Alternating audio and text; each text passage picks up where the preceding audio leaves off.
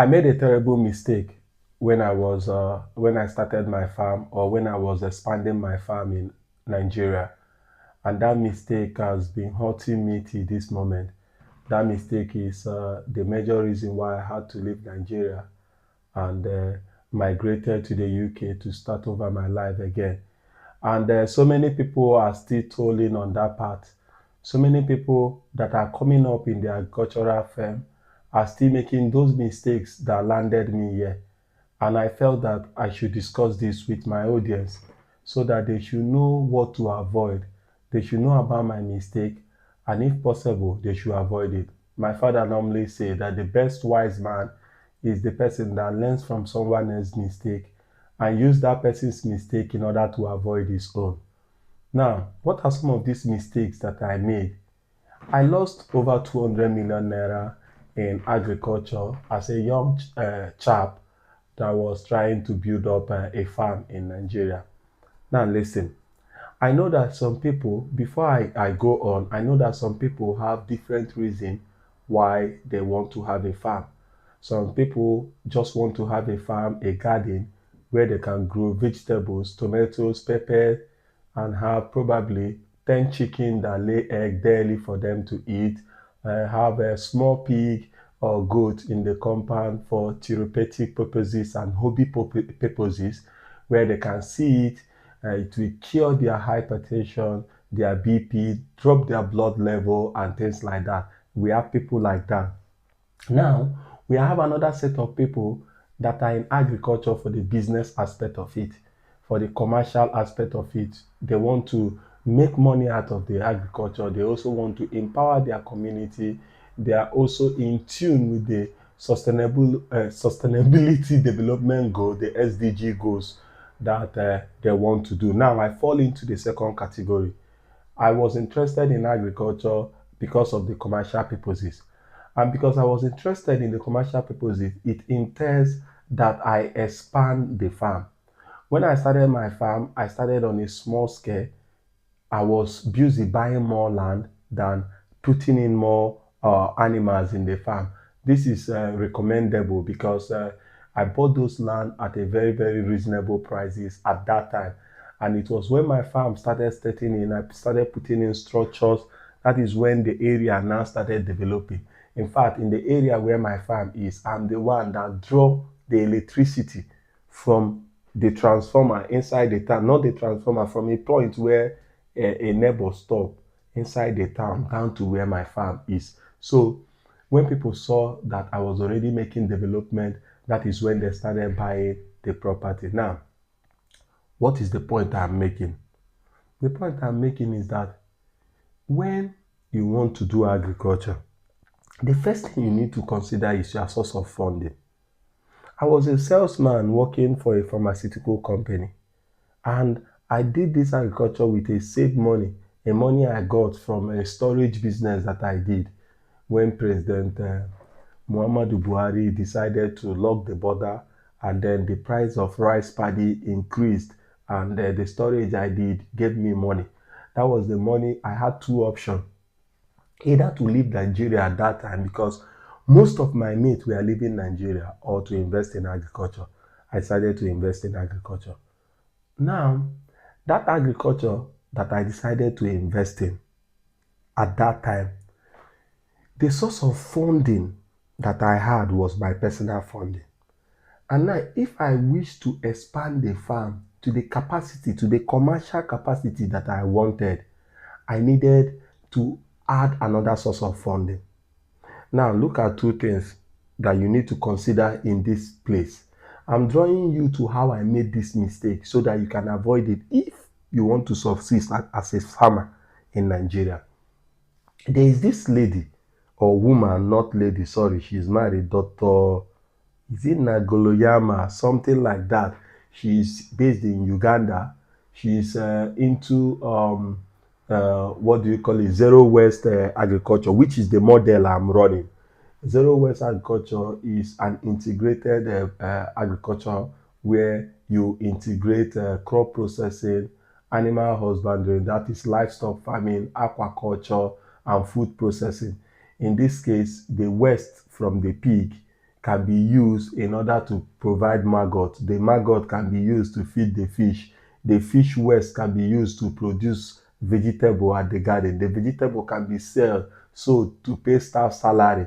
The chicken poo can be used to do gardening, things like that, where you integrate a sustainable farm. That was what she was doing. Now, what was her source of funding? Her source of funding was mostly grant. Yes, because when you look at her farm at that time, she had 30 pig. She had about 500 or 1,000 fishes, where she channeled the water of the fish to her banana plantation. Now she has banana.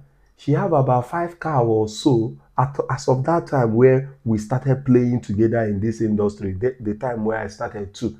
She had about 5 cow in which she milk daily for people. And then she have chicken. I think the chicken was about 20 chicken or 25 chicken, local chicken she put in an area where those ones roll about. So she had all these things in small scale.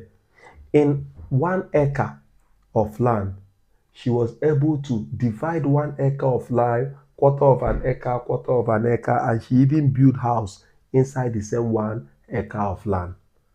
Now, her source of income was telling her story. She was able to tell her story no matter what people were saying. She didn't listen. She told her story to the extent that international bodies now started listening to her. How she was able to turn a profit with $1. You can search her on YouTube. How she was able to turn a profit on 1 acre of land. She showed how much she was making, how the processes was going, and they started giving her grant. Even our own president Obasanjo gave her grant. Strive Maseyewa, who is a billionaire in Zimbabwe, also through some of his, what do they call, I've forgotten the name of the organization. They gave her so much money. She won $100,000. She won so much money, even the ones that do not come on air. What did she do? She told her story. Now, fast forward her with me at that same time. At that same time, I had more than 400 pig. At that same time, I had more than 400 goats. At that same time, I have 19,000 fish. 19,000. I have about 500 cows at that time. I had so many of these things, like in 1,000 or 2,000 capacity more than the one she have. But what is the difference? My source of funding. Her source of funding was telling her story and getting support. My source of funding was telling my story and getting investors. Now, these investors were not typical investors. I do not have the knowledge I do have now. These were not investors that are willing to take risk with me. These are investors that had money and then they wanted their money to double. They wanted their money to, you don't blame I am the one that put out the advert. I was a stupid young person. Now why am I telling you this story? There was this post I saw on Instagram that time. Is it Instagram or Facebook, wherever? The person was talking about how African farmers are depending on grant, that we are grantpreneurs, that we are depending on grant in order to build business. And then I swallowed that post, hook, link, and sinker.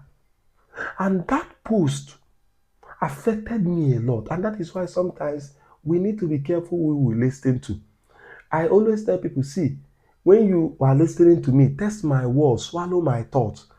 Don't go, and everybody's fight is different. Go and check it within yourself whether it is the same fight I have with you. The person that made that post was not in agriculture. He was in the information industry. He deals in book. He deals in publishing of book and writing book. That is what he deals with. I am in agriculture, a different industry. All over the world, even in here in the UK, in the US, in Australia, anywhere in the world, agriculture is heavily subsidized and farmers are heavily helped. Why is it that farmers need to be helped? Let me give you an instance so that you understand. Why is it that? Because some people now watching this video will say, you are supposed to work with your money and grow it gradually. Yes, it is good to work with your money and grow it gradually. But there's what we call commercial agriculture, and there's the problem of expansion that comes with it. If I am selling pen, this is an iPad pen. So let me assume this is a pencil, a normal pencil. If I am selling this pencil, for instance, and people in my area are now buying this pencil cost £1, for instance, or 1,000 naira. People in my area, formerly I buy 100 pieces. So if I buy 100 pieces, what I need is just 100,000 naira in order to sell. But people in my area are now demanding for more of this pen. Now, there is two things that will happen. I can get a loan and then increase the supply since the demand is high. I can get a loan and then I start buying 200 pieces, 1,000 pieces at the rate of 1 million naira. I get a loan and I'm paying back that loan. The possibility of me paying back that loan is high because this is like a distribution business. There is no infrastructural need. There is no need for me to buy a machine that will produce this. This itself, I just need to get it. Another way I need to get it is distributor finance, where the people I am buying from will give me lots of it and I will sell and be returning their credit. I now open a book with them, distributor finance. Now that is another way I will get it. Now let us fast forward this and put it in the perspective of agriculture. So let us assume that this is chicken. Let us assume that this is chicken. If this is if this is a chicken farm and the demand in my area now shows that I needed to increase my capacity in order to keep some customers, what I need to do now is to increase the capacity or the production of this chicken, and that needs expansion. But unlike this pen, what I needed in this chicken now is to increase my pen. It is not just to increase the chicken supply, it is to increase my pen. So that means I need to build more infrastructure that will hold in more chicken. So if my capacity is 500 chicken and the new demand is 2,000, I need to times the capacity I have now by 4. So that means I need to build 4 new pen of this capacity of 500, 3 new pen of this capacity of 500, or 1 big pen of 1,500 capacity. That is how I will get to the 2,000 capacity. And to build this, it involves capital. It involves a whole lot of money for you to do it. And when you take money from the normal survivor that you are doing in your 500 chicken, remember you are still paying for a fuel in order to run the farm when there is no light. You are still paying staff salary. You are still paying loss. Sometimes the chicken will die. There are so many things that is still affecting the small capital you are using. So if you now go and take money or take a loan in order to expand, if there is an eventuality, what happens is that the farm will close down. This is the major problem when it comes to agriculture. And I tell people now, see, I am not in Nigeria, and sometimes it depends me, say I know they in Nigeria. I normally tell people that one of the major problems I have right now is insecurity. But that notwithstanding, Nigeria also have its own what do I call it? Nigeria also have a way of propelling me, because I cannot become a billionaire. Truth be said, I cannot become a billionaire in Naira by just working shifts here in the UK. That can only happen if I continue to put in money in my mutual fund account or my shares account over the course of 25 years. 20 or 25 years, that is when, with the current salary I am earning, that is when I can actually get to billionaire status in Naira or a millionaire status in pound. It will take me up to 25 years or 70 or 30 years. Now, when you check it from the calculation, this is not emotion based. This is real data that you compound using using compound interest. Now, when you check it, I am 35. It will take me to the age of 60 or 65 before I become a millionaire. By that time, I am tired. I'm already tired. And my plan is to retire at 45. So, what I have decided is that I have learned that I have made this mistake. I need to tell more of my story. If you have a farm right now, one of the best things that you can do is to tell more of your story. Do you have 5 chicken? Tell story with these 5 chicken. Do not be ashamed that people will say is it this 5 chicken that you come and you have been making noise about. There is this farm that is based in Uganda, Farm Up. He has a YouTube channel, very big YouTube channel. This guy started with few chicken. As of the time this guy started his farm, I already have a farm and I have more than his capacity. He told his story on YouTube. He continued to talk about his layers. Today, as I'm talking to you, this guy is like 700 times bigger than me. Far, far, far, far bigger than me. His YouTube channel have over 500,000 subscribers. He told his story so well that his source of income was now not dependent on bring 1 million naira for me to give you 1.5 million naira. Bring this to give you this. No, his source of income was not dependent on a whole lot of things. His YouTube channel, other source of training, a whole lot of things that he did. Tell your story. I have a mentee that is into cassava farming. I always advise her to tell her story. She do not like people to see her, or she do not like she do not like to tell her story. I'm like, okay, employ someone that will tell this story. No matter what you do, this story need to be told. Tell people about your story. I currently have about 10,000 catfish. 2,000 is on the way. So we have about 10,000 catfish. This 10,000 catfish is bigger than so many farms that have gotten grants. We have farmers that have just 1,500 capacity of fish, and they have been able to tell their story so well that they have gotten grant. We have so many of my bones like Soilless Farm. Soilless Farm have been able to work so hard. He told his story so beautiful that even the presidents, ex-president, president, and all are visiting his farm. President Obasanjo, ex-president of Liberia, so many people have visited the farm. The story started from one farm to the second farm to the third farm, and before you know, you have farms and all those projects everywhere. Tell your story. This video is about you telling your story. Do not be ashamed that it's 1 goat, 2 goats. Tell your story. If I am running like my farm, the structure of my farm is built on sustainability. The structure of my farm is built on zero waste sustainability. If you come to my farm, you see a goat section, you see a pig section, you see a section that is reserved for processing, you see a chicken section, you see a cow section, you see all those sections are there in the farm. That is how the farm is built. Now I am concentrating only on the fish for now, because I want to raise the fish capacity to a level.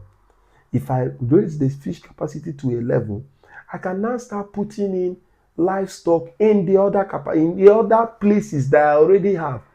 Because what I know is zero waste farming. What I know is sustainability farming. And each of these farms have the capacity to grow you. So if I want to do, let me say, as I'm doing this fish now, if I want to put in goats now, instead of buying 300 goats, I can decide to put only 10 goats. Now that 10 goats is, even though it is in a commercial farm, I do not expect the goats to be the one that will pay the staff salary or the one that will run the farm. The goat can now start as a test project. Another thing you can do with it is to turn the farm to a demonstration farm. Majority of the farm I know are demonstration farm, but I'll talk about this in another video. How demonstration farm is the future. How you can make money from demonstration farm. But until I come your way again, this is Sure Boy. What do they call me in the country where you live? Here in the UK, they call me Sure Boy. Drop on the comment section, Sure Boy, if you find value in this video. And I'll see you on the next one. Cheers.